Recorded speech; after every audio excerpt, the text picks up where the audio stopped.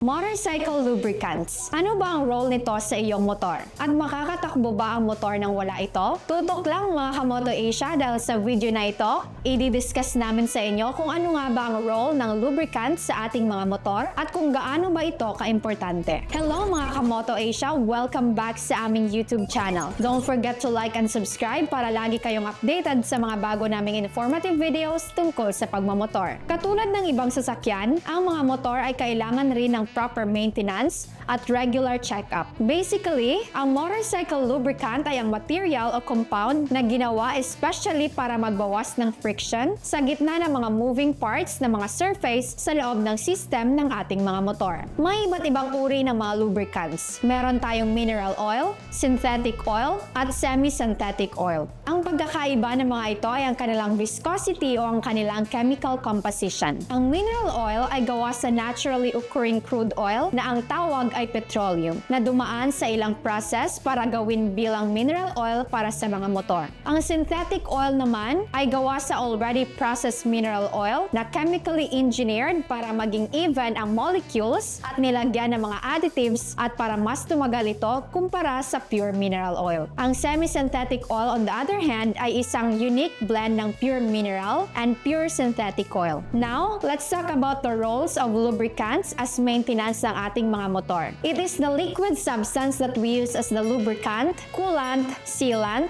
cleaner, corrosion, rust protectant, and noise-reducing agent para sa ating mga motor. Ang lubricant ay kinakailangan sa iba't ibang components ng motor tulad ng engine, chains o kadena, wheel bearings, sprockets, suspension parts to reduce the wear and tear of the parts. Next, it serves as a coolant. Ang lubricant ay ginagamit bilang cooling agent. Ang moving parts ng motor ay gumagawa ng heat from the excessive friction na nangyayari habang nakaandar ang ating mga motor. Since pinapadulas ng lubricant ang mga parts and the fact na it is liquid made to let the system maintain the right temperature, nagiging second function nito ang pagiging coolant. Next is sealant. Ang lubricant ay bumabalot sa mga component as a protective layer which prevents impurities tulad ng dirt, water, and other debris out sa location kung saan ay may mga gap na pwedeng pasukan ng mga ito. Next is cleanser. Lubricant is an effective cleaning agent para sa chains, wheel bearings, sprockets, suspension parts, and other parts. But please take note na magkakaiba ang types ng lubricants na ginagamit para sa engine at sa chains. Next is as corrosion and rust resistant. Ang mga parts ng ating motor ay affected ng environmental factors as well as humid weather conditions. Lubricant act as a shield against sa mga factors na ito to prevent the rusting and corrosion ng metal surfaces ng ating motor. Last is noise reducing. Since ang ating mga motor ay talagang gagawa ng ingay habang ito ay nagfa-function, with the use of lubricant, mababawasan rin ang ingay na ginagawa ng engine, chains, wheel bearings, sprockets, suspension parts, at iba pang parts na ginagamitan ng lubricant.